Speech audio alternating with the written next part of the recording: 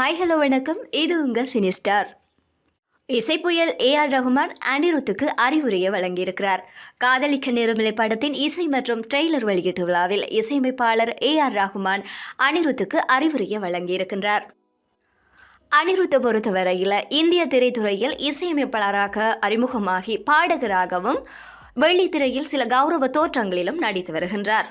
இவர் 2012ஆம் ஆண்டு தனுஷ் மற்றும் ஸ்ருதிகாசன் நடிப்பில் நடிகர் ரஜினியின் மகள் நடிகர் தனுஷின் மனைவியான ஐஸ்வர்யா ரஜினியின் இயக்கத்தில் வெளியான 3 திரைப்படத்தில் இசையமைப்பாளராக பணியாற்றி தமிழ் திரையுலகில் இசையமைப்பாளராக அறிமுகமாகி இருந்தார். இசையமைப்பாளராக அறிமுகமாக்கிய நிலையில் சில ஆண்டுகள் திரையுலக பிரபலங்களையும் தமிழ் ரசிகர்களையும் கவர்ந்து அடுத்தடுத்து பல திரைப்படங்களுக்கு இசையமைத்து தனது இசையின் மூலம் திரையுலகில் பிரபலமாகி இருக்கின்றார். இவரின் திரைப்பயணத்தில் இவர் பிலிம்பேர், விஜய் தொலைக்காட்சி விருது, எடிசன் விருது என பல விருதுகளையும் பெற்றிருக்கின்றமை குறிப்பிடத்தக்கது. அந்த வகையில் ஜேம் ரவி மற்றும் நித்யா மேனன் நடிப்பில் உருவாகியுள்ள திரைப்படம் காதலிக்க நேரமில்லை. இந்த படத்தை வணக்கம் சென்னை திரைப்படத்தின் மூலம் இயக்குநரான அறிமுகமான கிருத்திகா உதயநிதி இந்த படத்தை இயக்கியிருக்கின்றார். ஏஆர் ரஹ்மான் இசை அமைத்திருக்கும் இந்த படத்தில் ரெட் அண்ட் மூவிஸ் நிறுவனம் தயாரித்துள்ளது.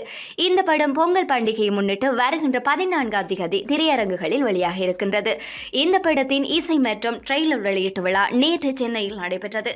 இந்த விழாவில் அனிருத், இயக்குனர் மிஸ்கின் மற்றும் திரைப்பிரபலங்கள் பலர் கலந்து கொண்டிருக்கின்றார்கள்.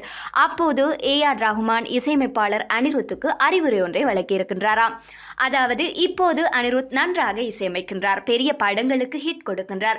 உங்களுடைய வெற்றிக்கு என்னுடைய பாராட்டுக்கள். ஆனால் உங்களுக்கு ஒரு வேண்டுகோள், இன்னும் அதிகமாக கிளாசிக்கல் இசையில் கற்றுக்கொண்டு கிளாசிக்கல் இசையிலும் பாடல்கள் இசையமைக்க வேண்டும். அப்பொழுதுதான் தமிழ் சினிமாவில் நீண்ட நாட்கள் நிலைத்து நிற்க முடியும் என்று அவர் கூறியிருக்கின்றார்.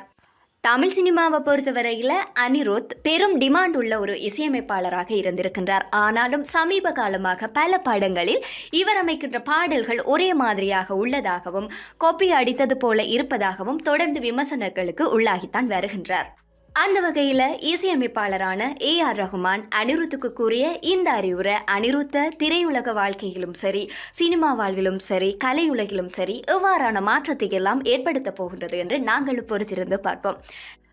தொடர்ந்தும் இது போன்ற சினிமா தகவல்களை பெறுவதற்கு தொடர்ந்தும் நீங்கள் சினிஸ்டாருடன் இணைந்திருங்கள்.